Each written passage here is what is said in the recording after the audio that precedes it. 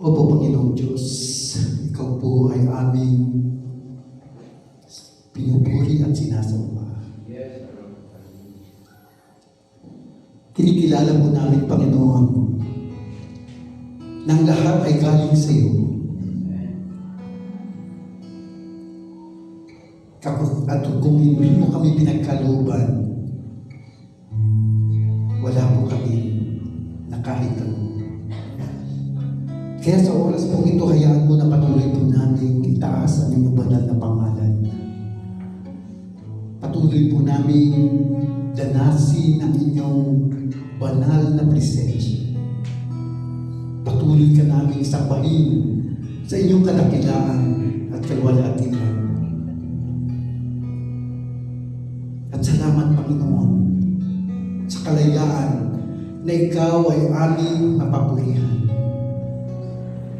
Salamat din sa pagkakataon na marinig namin ang inyong mga salita. Mga salita ng katotohanan, mga salita na magkakaloob sa amin ng kalakasan, salita na magbibigay ng buhay sapagkat ito ay galing sa iyo. Patawarin mo po kami sa aming mga kasalanan, Panginoon.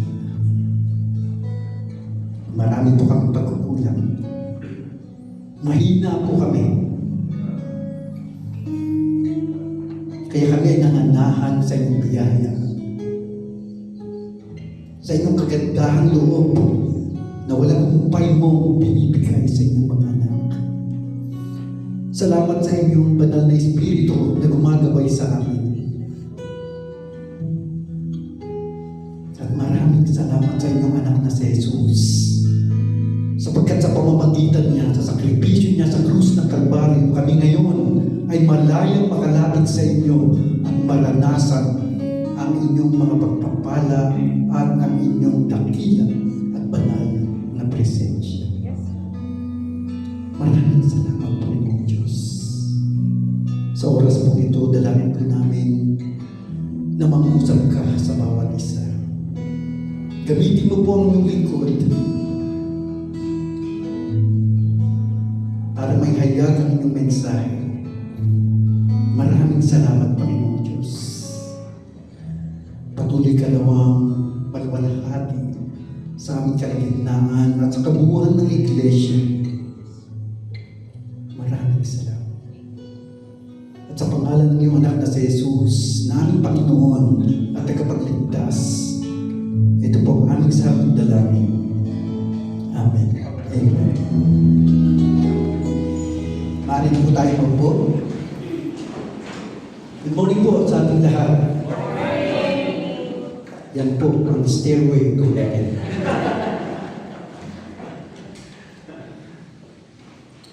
Maalala pa ba natin yung ating tema ng ating mga mensahe? Naalala niyo pa ba?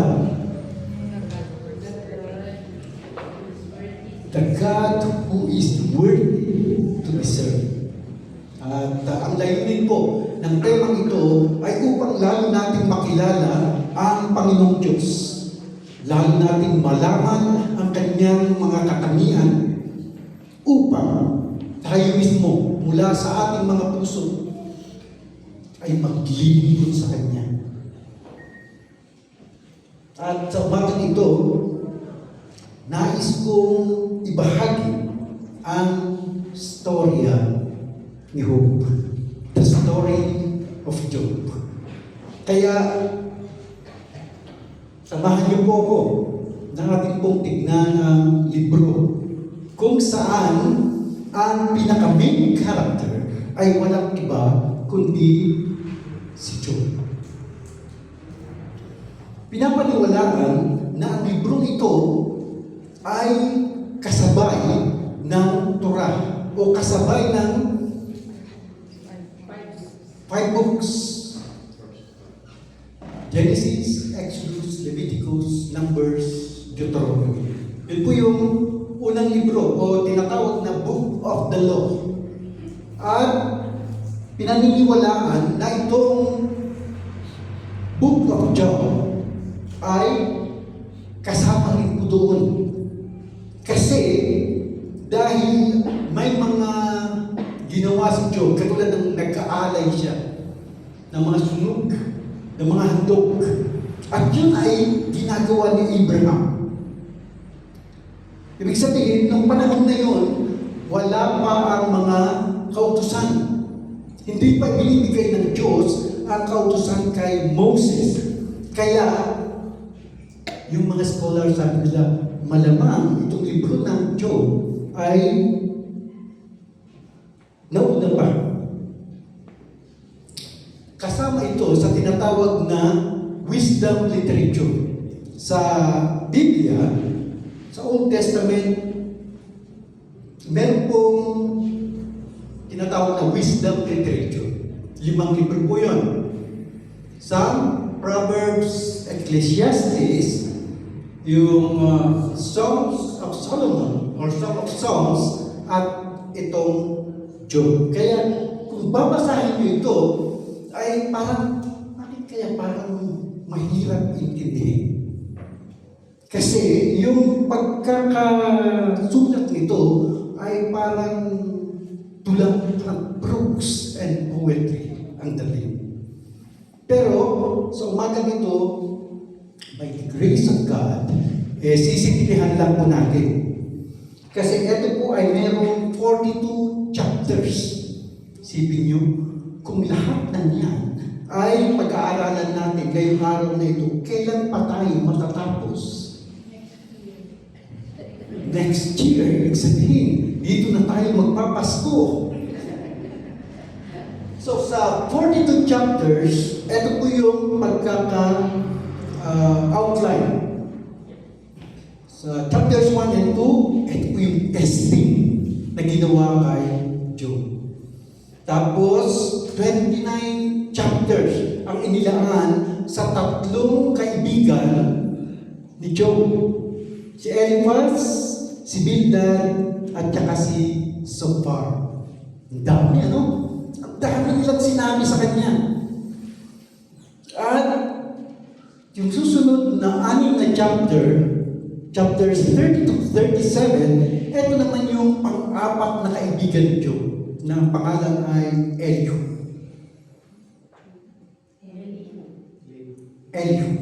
O Elihu, sabi ng mga Amerikano. And then, sa susunod na mga chapters 38 to 41, dito naman sumagot ang Panginoong Diyos. Dito nagsalita ang Panginoong Diyos. At sa huling chapter 42, kung ano yung nawala kay Job ay naibalik. Doble pa. At dito sa libro ng Job, galing yung tinatawag na theodicy. Ito ay isang branch ng filosofiya. It is a branch of philosophy dealing with the issue of evil in light of the existence of God. Maraming katanungan ngayon sa mundo nagsasabi, kung totoong may Diyos, bakit may kahirapan? Kung totoo na makapangyarihan ng Diyos, bakit may mga digmaan? Bakit may mga sakuna? Nasubukan nyo na bang naisip yun? Kung totoo ang Diyos, bakit nagkakasakit ang mga tao? Bakit hindi gumagaling? Diba? Dalawa lang kasi yan. Maaaring ang Diyos ay hindi talaga makapangyarihan. Ibig sabihin, hindi niya kayang pigilan ang kasamaan. O kaya, ang Diyos ay hindi talaga mabuti. Kaya hindi niya pinipigilan ang mga nangyayaring kasamaan dito sa mundo. When yun? So, umpisa pa lang, malalim na. No? Pero, habang tayo po ay dadaan sa storya ng Job, makikilala mo natin kung sino ang Panginoong Diyos sa buhay ni Job. So, kapag sinasabing theodicy, Ang katanungan lang dyan bakit pinapayagan ng Diyos ang kasamaan? Ang kasamaan. So, sino si Job? May mga nagsasabi na hindi naman totoong tao yan si Job Siya ay kakang-isip lamang. Kwento lamang siya. Pero kung titignan natin sa Biblia, sa Old and New Testament, binanggit ang pangalan ni Job.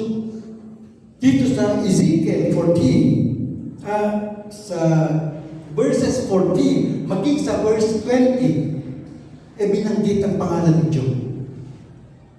Even if these three men, Noah, Daniel, and Job, were in it, they would deliver only themselves by their righteousness, says the Lord. So, totoo ba? Sino ba? Yeah. Yes, totoo. Yung flood. Totoo yung pagbaha. Yung pinakamataas na lugar dito sa mundo, nakita nila, bakit dito may mga deposits ng mga galing sa ilalim ng dagat. Ibig sabihin, once upon a time, itong buong mundo ay nasa ilalim ng tubig. So kung totoo si Noah, si Daniel, ibig sabihin, totoo rin si Job. At sa James chapter 5, verse 11, indeed we count them blessed who endure. You have heard of the perseverance of Job and seen the end intended by the Lord, that the Lord is very compassionate and merciful. Nakita niyo na ba yung pagtitiis ni Job? At kung ano ang nangyari sa kanya sa bandang huli. Ibig sabihin, totoo yung nangyari kay Job. Kaya ang title ng mensahe natin ngayong umaga is The God of Job. Ang Diyos na kinilala ni Job. Ready na ba kayo? Okay. So chapter 1, umpisa sa verse 1. There was a man in the land of Uz. Sa English, Uz. There was a man in the land of Uz whose name was Job. And that man was blameless and upright, the one who feared God and shunned evil. Dito, pinapakilala sa atin kung sino si Job. Siya raw ay isang lalaki na nakatira sa lupain ng Uz. At siya ay mabuting tao. Siya ay sumasamba sa Diyos. Meron siyang banal na pagkatakot sa Diyos at umiiwas siya sa kasamaan. He was a righteous man. Masasabi niyo ba na ganun tayo?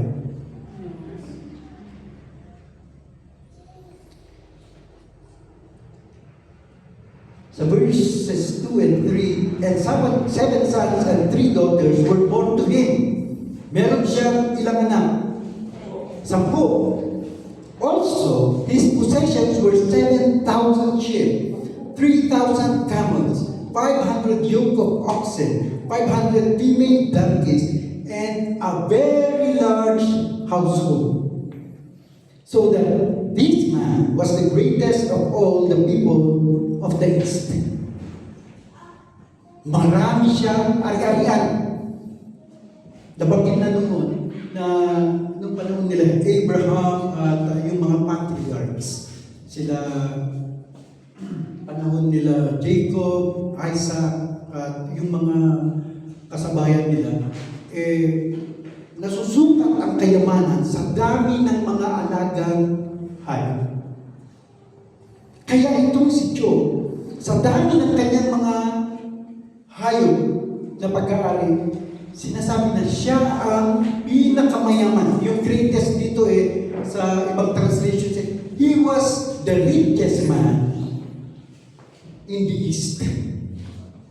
He was the richest man. Sipin mo, pinakamayaman. Sa palagay nyo, sino kaya ang pinakamayaman ngayon sa Pilipinas? ayon sa Google, ito ang pinakamayaman ngayon sa Pilipinas. September 2024. Ang nauna ay si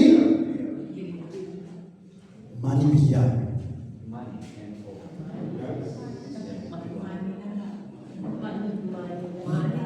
Almost $14 billion. At ang sumunod sa kanya ay nasa kaliwa.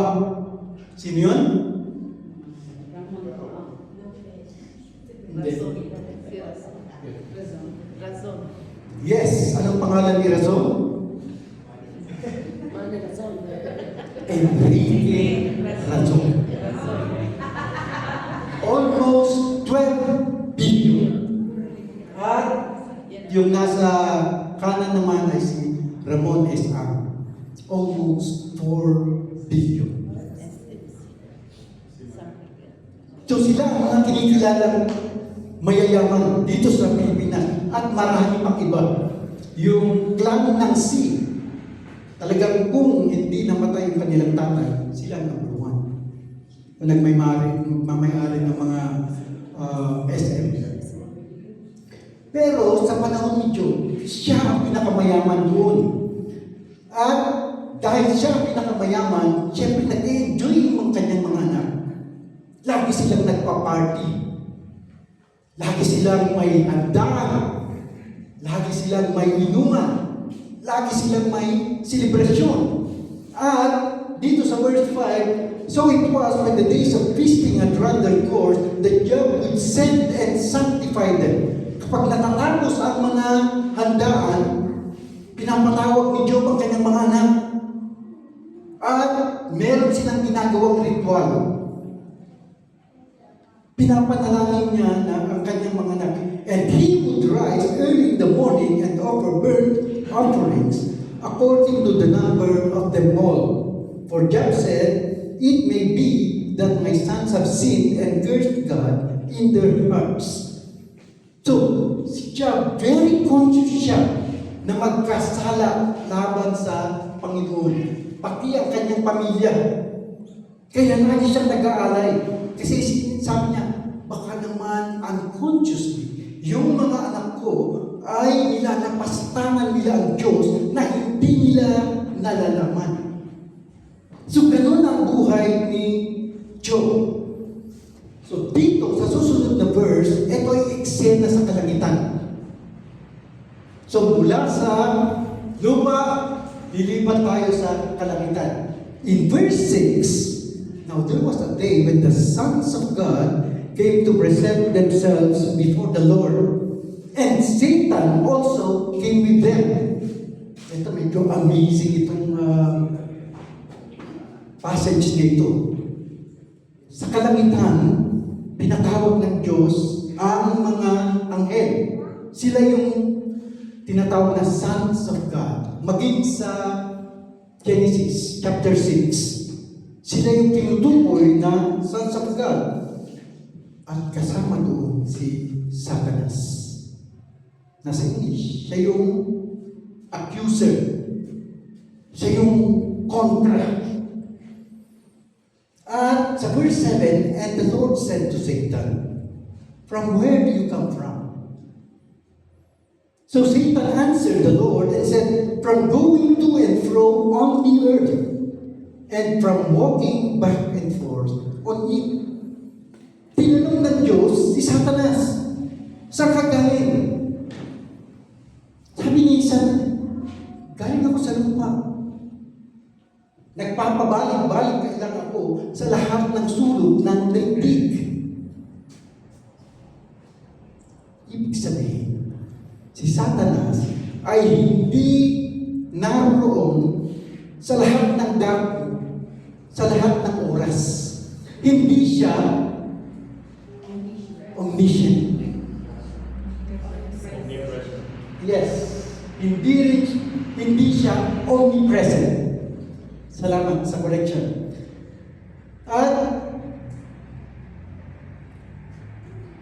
tinanong siya. Then the Lord said to Satan, have you considered my servant Job? Ang Diyos siya mismo ang nag-initiate na tanungin kay Satanas, napansin mo ba ang lingkod kong si Job? There is none like him on the earth, a blameless and upright man, one who fears God and shuns evil.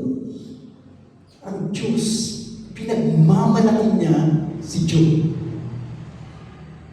Si Job na may banal na pagkatakot sa kanya, naglilingkod sa kanya, at sumusunod sa kanyang kalooban. Ito ang sagot ni Satan. Satan answered the Lord and said, "Does Job fear God for nothing? Have you not made a hedge around him, around his household, and around all that he has on every side?" Ang sabi ni Job, sasambahin pa kaya kayo ni Job kung wala siyang makukuha sa inyo? Itong Tagalog nun Sumagot si Satanas, sasambahin pa kaya kayo ni Job kung wala na siyang makukuha sa inyo? Subukan mong tanungin ang iyong sarili, yung katanungan ito. Kung sakaling wala kang nakukuha galing sa Diyos, pupunta ka kaya sa church tuwing linggo?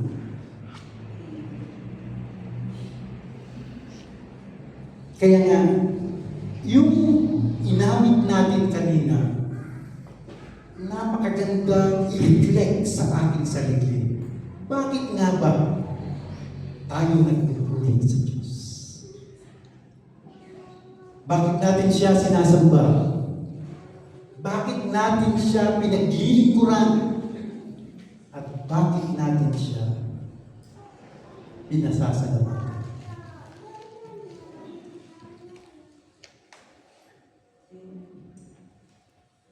Sabi ni Satanas, inaalagaan ninyo siya. Ang kanyang pamilya at lahat ng ari-arian niya. Pinagpapala ninyo ang lahat ng kanyang gawin at halos punin ninyo ng kanyang kayamanan ang buong lupain. So makikita natin dito na alam ni Satanas na hindi magagalaw si Job dahil may protection ng Diyos sa kanyang buhay.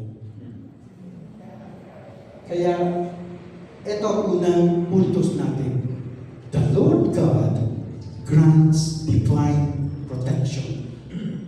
Hindi natin dapat katakutan ang dyablo. Hindi natin dapat katakutan si Satanas. Kasi, kung walang paintulot sa kanya ang Panginoong Diyos, wala siyang magagawa. At maliwanag ang proteksyon ng Diyos sa kanyang mga anak. In Psalm 91, sabi po sa verses 9 to 11, hanggang sa 14-15, if you say, "The Lord is my refuge," and you make the Most High your dwelling, no harm will overtake you. No disaster will come near your tent. Kapag ginawa mo ang Diyos na tagapagsagalang, hindi mo aabutin ikay mapahamak. Hindi mo mararanasan kahit anong uri ng paghihirap sa iyong tahanan. For He will command His angels concerning you to guard you in all your ways. At sa verses 14-15, because He loves me, says the Lord, I will rescue Him. I will protect Him, for He acknowledges my name. He will call me and I will answer Him. I will be with Him in trouble. I will deliver Him and honor Him. Maliwanag po ng proteksyon ng Diyos ay ipinagkakaloob niya sa kanyang mga anak. At yan din ang sinasabi ni Derek Prince, the Creator ang lumalang ng langit at lupa, siya rin ang mag-iingat sa atin. The Creator is also our protector, the one who created the whole universe, the mountains, the seas, the stars. He too created will protect us. He will protect us from all evil. He will protect our going and our coming in. Amen. At itong isang verse na nakakamangha.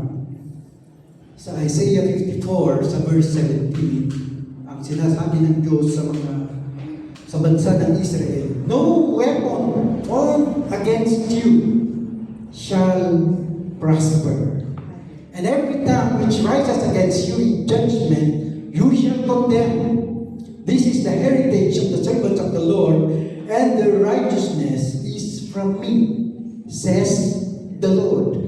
Ang Panginoon mismo ang nagsasabi na walang anumang sandatang ginawa na magtatagumpay laban sa iyo. Kahit ano. Ngayon, sa panahon ngayon, grabe ang mga sandatang ginagamit. Di mo ba? Na balitaan niyo ba yung nangyari sa chief ng Hamas? Na siya ay nakatira sa Qatar, pero pumunta siya sa Tehran, sa Iran, para sa ganun, sasama lang sa isang okasyon. Pero, doon siya dinali. At matindi ang ginamit sa kanya yung tinatawag na airborne guided projectile. Masyadong high-tech, ano? Ibig sabihin, sa panahon ngayon, nakatayo ka lang dito, pero pwedeng may darating na isang drone at tatama na sa iyo. Ganun na ang mga ginagamit ngayon para sa assassination ng mga kaaway. Pero ang sinasabi ng salita ng Diyos, wala anumang salita na ginawa na magtatagumpay laban sa iyo. At masasagot mo ang lahat o masasagot mo ang anumang ibibigtang laban sa iyo. Ito ang pamahanak ko sa aking mga lingkod. Bibigyan ko sila ng tagumpay. Ako ang Panginoon ang nagsabi nito. Ang Diyos mismo ang nagsabi niya.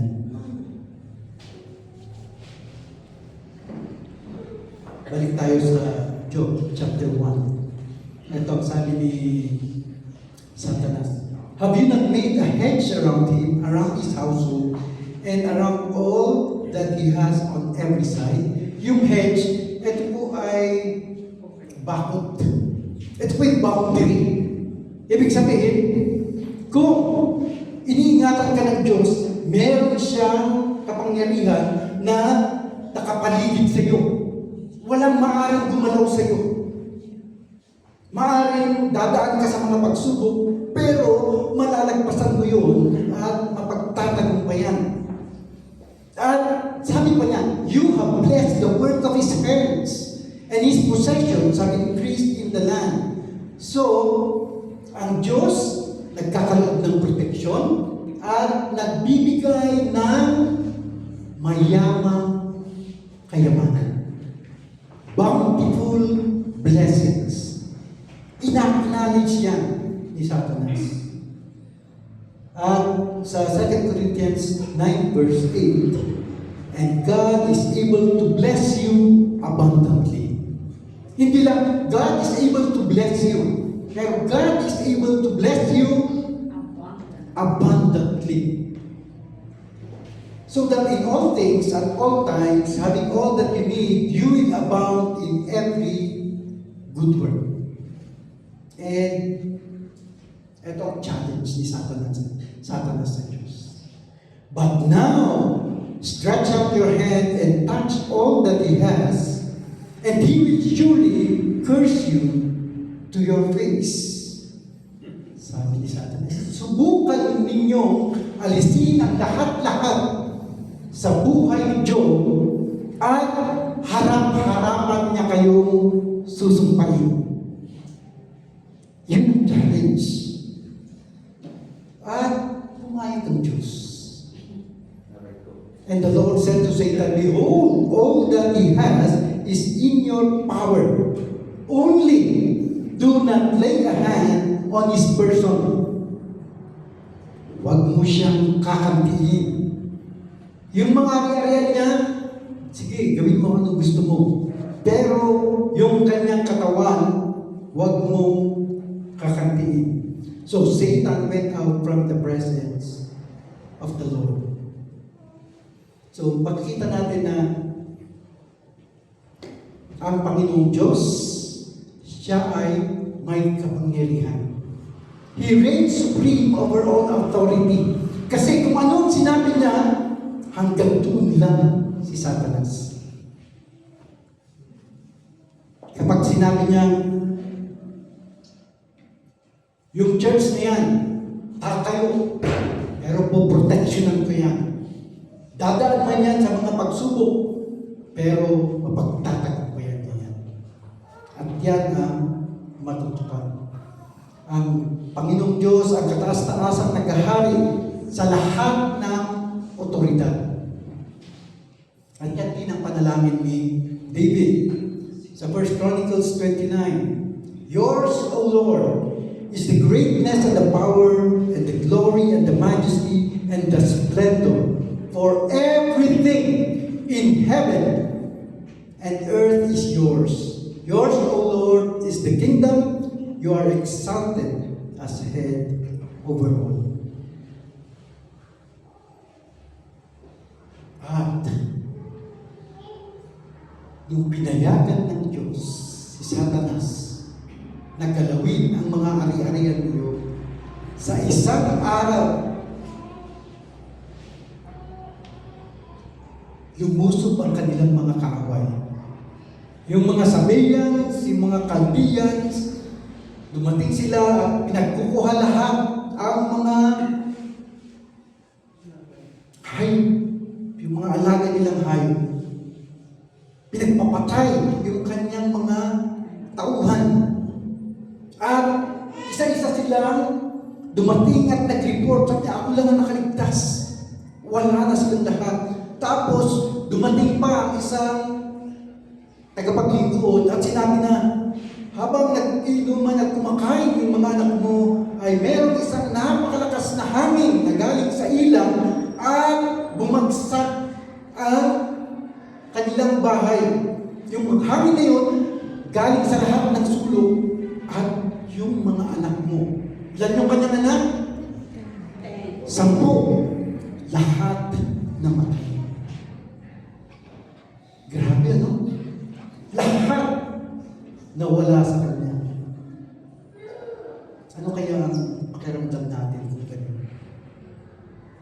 Kung sakaling halos sabay-sabay yung mga balita na ako, hindi pa natatapos yung isa, dahil na naman yung isa, sabi niya, ako, yung mga ari-arian mo, wala na. Yung sasakyan mo, wala na. Yung mga anak mo, ganito ang nangyari sa kanila. Ano kaya ang tutuon natin? Si Job, ito ang kanyang ginawa. Then Job arose. Tumuloy siya. He tore his robe. Pinunit niya ang kanyang kasuotan. He shaved his head. And he fell to the ground and worshiped. Imagine na wala na lahat sa kanya, mga ari-arian at mga anak. Pero heto siya at sumamba sa Panginoon. At sa verse 21, ito ang kanyang sinabi. Naked I came from my mother's womb, and naked will I depart. The Lord gave, and the Lord has taken away. Blessed be the name of the Lord.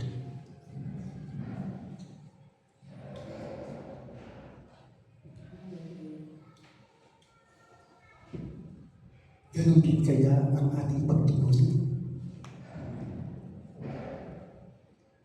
Sumamba siya. At sinabi niya, ubad ako nung ako ay dumating dito. At ubad din ako na ako ay babalik. Purihin ang pangalan ng Panginoong Diyos. Siya ang nagbigay, siya rin ang kukuha, patuloy akong sasamba sa Kanya. At sa verse 22, amazing. In all this, Job did not sin nor charge God with wrong. Amazing. Ito ba? So, round 1. Sinong panalo? Ang Diyos. Nung tinanggap niya yung challenge ni Satan, sabi niya, susumpayin ka dyan ang harap-harapan kapag nawala lahat ng mga ari-arian na binigay mo sa kanya. Nangyari yun. Pero si Job hindi nagkasala laban sa Diyos. Panalo ang Diyos sa round 1. Meron pang round 2. Parang boxing, ano? Round 2, ganun na naman. Nakita-kita na naman ang mga anak ng Diyos sa kalangitan. At muli, tinanong ng Diyos si Satan, saan ka na naman galing? At sabi ni Satanas, nagpabalik-balik lang ako sa mundo sa lahat ng sulong. Hindi lang pala sa pagkain nagkakaroon ng pabalik-balik, kundi pati si Satanas ay bumabalik-balik. Di ba? So, tinesting uli.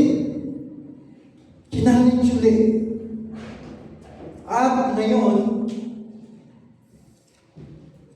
ito ang challenge ni Satanas sa verse 4. So Satan answered the Lord and said, scheme for scheme. Yes, all that a man has, he will give for his life.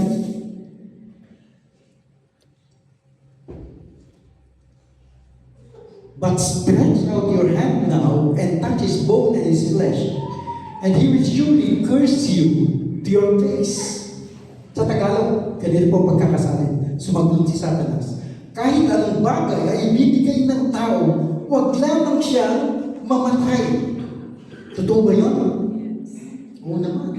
Kapag ikaw ay nakahiga na doon, at nandyan na yung mag-opera sa'yo, sabi mo, Lord, magbabago na ako, lahat ng pangako, ibibigay mo na. Lord, hindi ko namumurahin ng mga kapitbahay ko. Yung asawa ko, magpapakabait na ako sa kanya. Lahat gagawin mo. Huwag ka na mamatay. Kaya ang tayo sabi, subukan ninyo saktan ang kanyang katawan at sigurado kang susumpain niya kayo ng harap-harapan. Yung kanyang kalusugan naman. At ang sagot ng Diyos, sinabi ni Yahweh, kung gayon, gawin mo ang gusto mong gawin sa Kanya. Huwag mo lamang siyang papatayin. So meron pa rin boundary na binigay ang Diyos kay Satanas. At ito ang matindi. Tinagtag ng nagnanaknak na sugat ang buong katawan ni Job. Mula ulo hanggang talampakan. At naupo si Job sa tabi ng basurahan at kinakamot niya ng isang pirasong basag na palayok ang kanyang mga sugat. Sabi ni Sister Alice kanina, may lamok sa Mongolia na kapag kinagat ka ay nagkakaroon ka ng pizza. So, ganito parang ganito nangyari kay Job. Hindi man siya pumunta sa Mongolia, pero naranasan niya mula ulo hanggang paa na magkaroon ng mga sugat at nagnanaknak. Nakakita na ba kayo ng gano'n? Yeah. Grabe. Ako naranasan ko yung amoy kakaiba. Akala ko nga hindi ko kaya. Pero sa biyaya ng Diyos, nakayanan ko naman. So, matindi ang dinanas ng Job. Nawala na nga ang kanyang mga ari-arian, namatay na ang kanyang 10 anak, at ngayon, ang kanyang katawan ay puno ng sugat. At lumapit yung kanyang asawa. Ano sabi ng kanyang asawa? O, itakwil mo ng Diyos at mamatay ka na. Minsan isip natin, ang sama-samang asawa nito. Di ba? Kala natin mga asawa, masama. Pero hindi po. Isipin nyo, kung sakaling ikaw ay mawalan ng 10 anak, sabay-sabay, at yung mga ari-arian mo, lahat ng pag-aari mo, ay mawala rin lahat. Ano kaya ang tugon mo? Paano mo kaya tutugon yun? Kaya maaaring ang sinasabi ng asawa ni Job ay tapusin mo na lahat ito. Sobra-sobra ng paghihirap mo. Sobra-sobra ng paghihirap ng ating pamilya. Pero ang sabi ni Job sa kanya, but he said to her, you speak as one of the foolish women speaks. Hindi mo na intindihan ang iyong sinasabi. Sabi, shall we indeed accept good from God? And shall we not accept adversity? Tama yung sinasabi ni Job, di ba? Puro kabutihan lang ba? Puro blessing lang ba tatanggapin natin? Paano yung mga pagsubok? Hindi ba natin tatanggapin? Hindi ba natin haharapin? At napakagandang katanungan niya sa ating mananampalataya. Kapag na-bless ka ba, natutuwa ka. Siyempre, di ba? Paano kung dadaan ka sa mga pagsubok? Paano kung may mga bagay na mahalaga sa iyo na mawawala?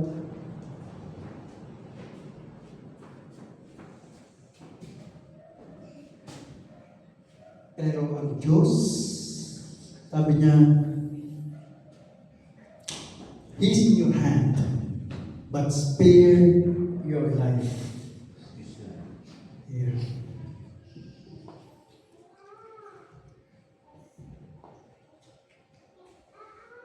Sa verse 9 yun ngayon sinabi ng asawa, curse God and die.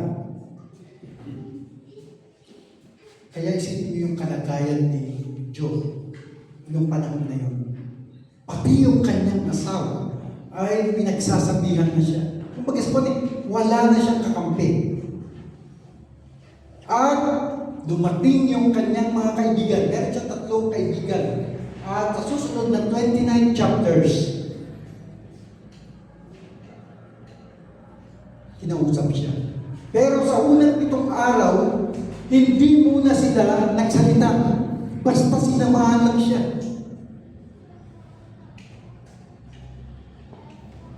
At tama ang kanilang ginawa.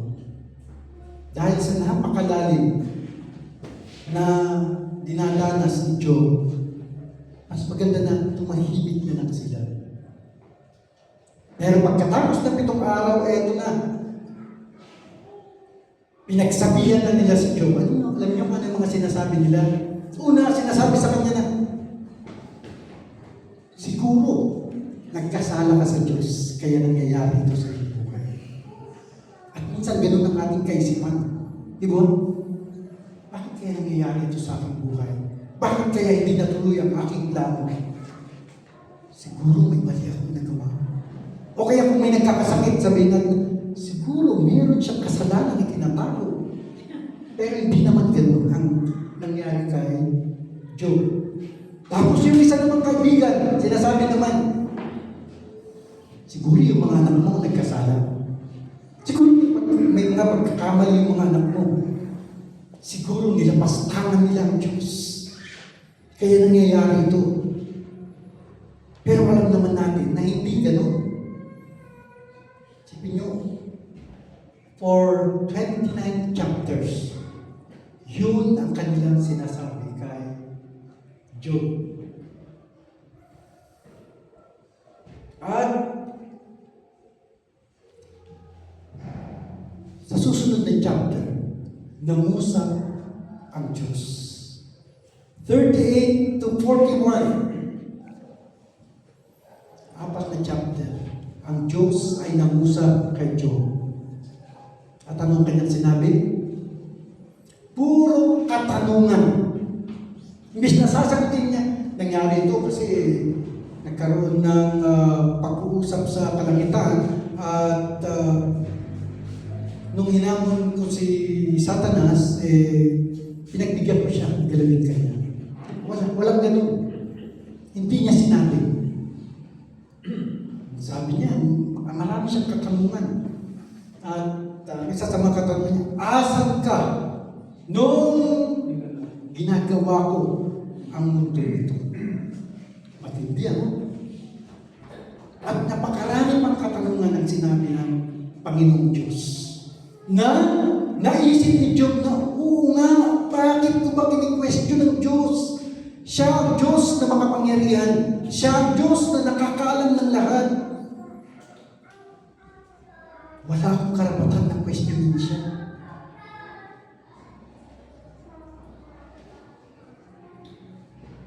Kaya, sa chapter 42, itong sabi ng Diyos, I know that you can do everything, that no purpose of yours can be withheld from you. Alam ko na magagawa mo ang lahat ng bagay at lahat ng plano mo, walang makakapigil. So, the Lord rules sovereign over all things. Siya yung nagbibigay ng proteksyon, siya yung nagbibigay ng pagpapala, siya ang makapangyarihan sa lahat, pinakamataas na otoridad, at sa lahat ng bagay, kung ano ang ninanais niya, yun ang matutupad. Alam niya, nang sumulat ng Psalm 103, the Lord has made the heavens His throne, and from there, He rules over everything. Hindi lang something, kundi sa lahat ng bagay, siya ang naghahari, siya ang namamahala. At sa verse 7 na chapter 42, and so it was after the Lord had spoken these words to Job, that the Lord said to Eliphaz the Temanite, my wrath is aroused against you and your two friends. Galit ako sa inyong magkakaibigan, sa inyo na magkakaibigan. Bakit? For you have not spoken of me what is right. Yung mga sinasabi niyo tungkol sa akin ay hindi tama, hindi totoo. Galit ako sa inyo. Kaya nga hiling niya na mag-alay kayo. At si Job, ipapanalangin kayo. Kailangan nyo ng intercessor. Upang sa ganun, mapatawad ang mga kasalanan.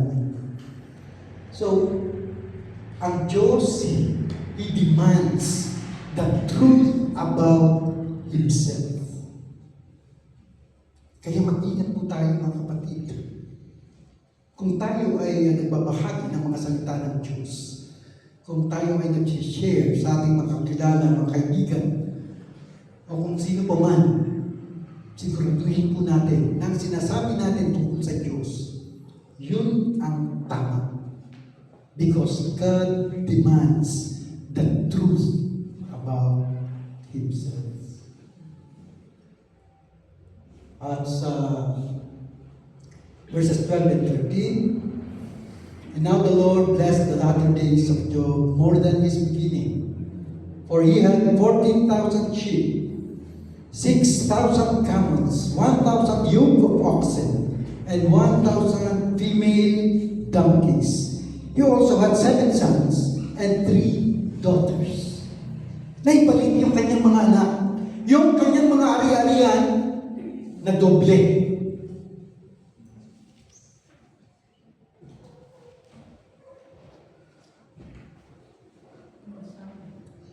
Niresearch ko, sino kaya yung asawa ni Job?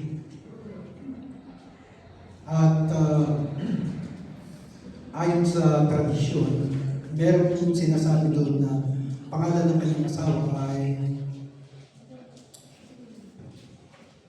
si Dainis o Sainis. At meron akong nagsasabi na ang pangalan ng asawa ni Job ay si Dinah. Yun daw, nag-iisang babae na anak ni Jacob. Pero, hindi po maliwanag sa Biblia kung sino talaga. Kaya kung tahimik ang Biblia, tungkol doon, tahimik na lang po tayo. Tawagin na lang natin siya, Mrs. Job. Pero hindi siya nawala. Pero dito sa bandang huli, hindi na binanggit ng Book of Job kung ano ang kanyang sinabi. Basta ibinalik yung mga nawala kay Job na doble, pati yung kanyang mga anak na ibalik, at sinasabi nga na pinakamagaganda ang kanyang mga anak. At nadagdagan ang kanyang buhay ng 140 taon. 140 years. He lived a fruitful life. Sipin nyo, sa dami ng kanyang pinagdaanan, sa bandang huli, nandun pa rin ang pagpapala ng Diyos sa kanyang buhay. So, the Lord restores what was lost and more. Higit pa. Di ba? Kung ano man ang nawala, higit pa may babalik sa iyo ng Diyos yan. Ang mahalaga, patuloy mo siyang kilalanin kung sino talaga siya at ibigay mo sa Kanya ang nararapat na pagpuri, pagsamba, at paglilingkod. Tandaan po natin, your storms are only temporary. But the blessings of God will last forever. And this does not refer to material blessings. This refers to spiritual blessings.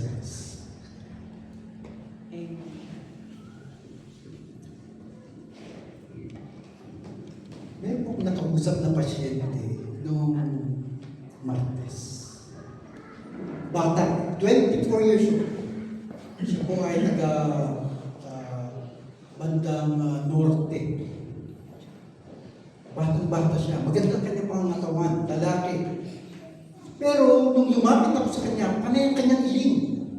Panay ang kanyang iling. At ako, mahilig rin akong umiling. Kapag ako ay nadidisappoint, nawawalan ng gana, iling din ako ng iling. Kaya sinasabi ko na sa inyo, kapag ako ay umiling, naku, si pastor, huwag yung lalapitan. Pero itong batang ito, nung lumapit ako sa kanya, sabi ko, kumusta ka na? Sabi niya, isang ganun. Hindi ko alam. Bakit? Sabi ko, ano bang sabi niya?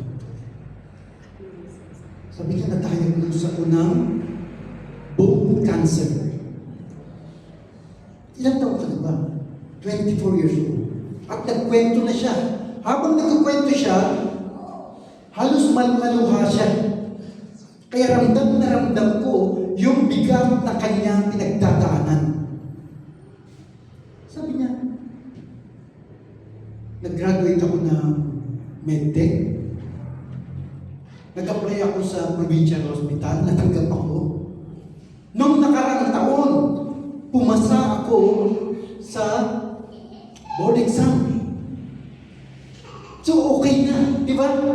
Nagtatrabaho siya, pumasa ng board exam. At sabi niya, inuumpisa ko ng magplano na itutuloy ko sa pagkadoktor.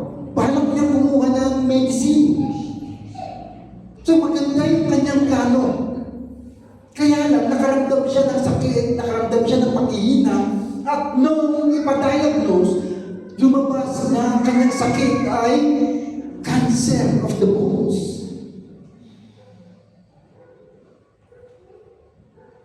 Ang tanong niya, bakit nangyari ito? Bakit sa akin pa? Samantalang pinipilit ko namang magpakabait. Bakit sa pamilya pa namin? Samantalang yung tatay ko ay na-stroke at nagre-recover pa lang sa kanyang sakit. Tatlo kami magkakapatid. Yung bunso namin ay grade 4 pa lang. Sipin niyo yung pinagdadaanan niya. Sabi niya, unfair ang Diyos. Kung ikaw kaya kausap yung lalaki ito, ano kaya sasabihin mo? Ako sa totoo lang, wala akong may sagot. Hindi ko alam kung ano yung sasagot ko. Bigla ako parang nagising na, ano ba sasabihin ko dito?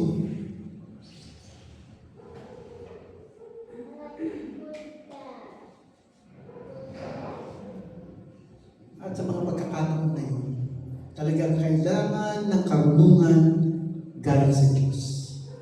Kasi, baka naman kung bombahin mo siya ng salita ng Diyos kagad, hindi niya matanggapin. Kasi sabi niya, unfair ang Diyos. Sasabihin, mahal ka ng Diyos. Unfair nga siya Di ba? Unfair nga siya. Sabihin mo, mahal niya ako. Huwag kang mag-alala, gagaling ka rin. Ano? Sasabihin mo yan sa akin? Mentik ako. Alam ko. Di ba?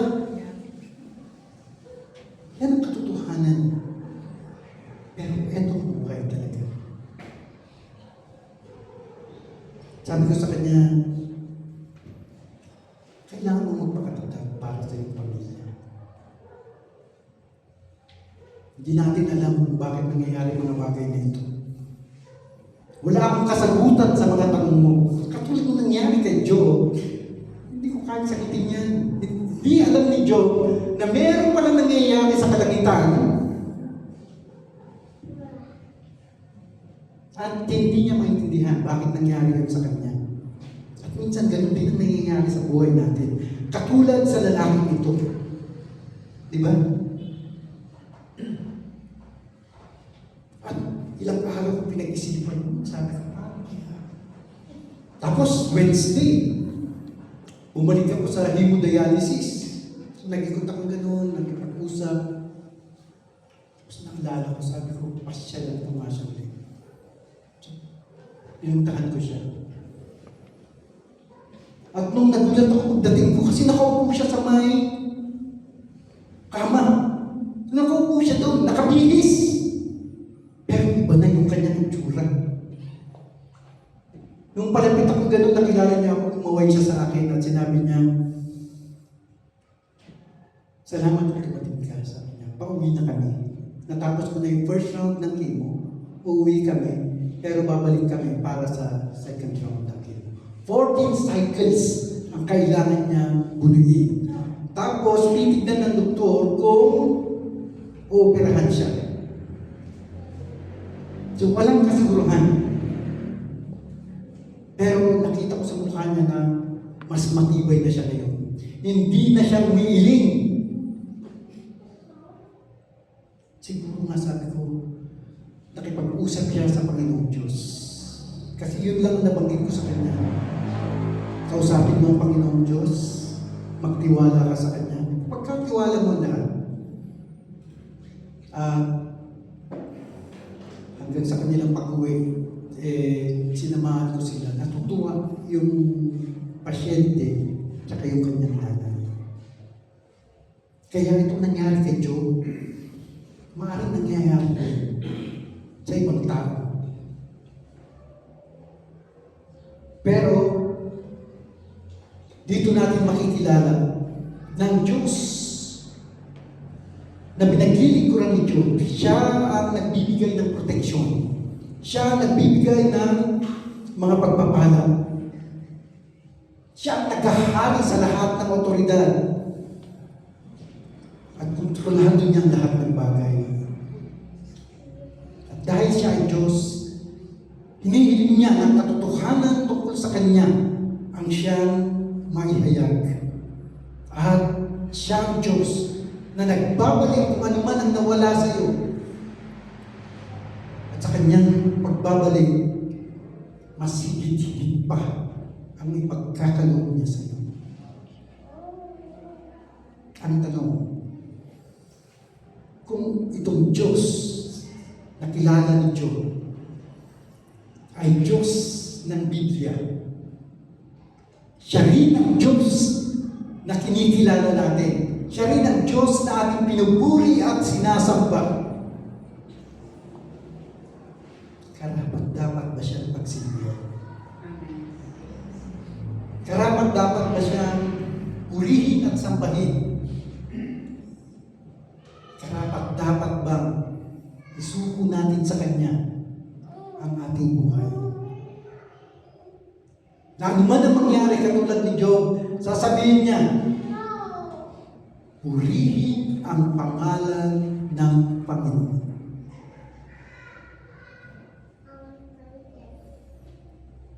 Kaya, patuloy po natin i-reflect yung awit kanina. Bakit nga ba? Bakit nga ba pinupuri natin ang Diyos? Bakit natin siya sinasamba? Bakit natin siya pinaglilikuran? At bakit natin siya pinasasalamatan? Kayo pa yun po.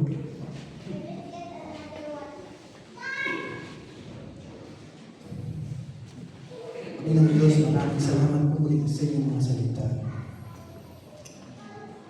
Salamat, Panginoon, sa patuloy mo pong pagpapakilala sa amin sa pamamagitan ng inyong mga banal na salita. Salamat din sa buhay ni Job, kung saan pinakita mo kung sino ka talaga.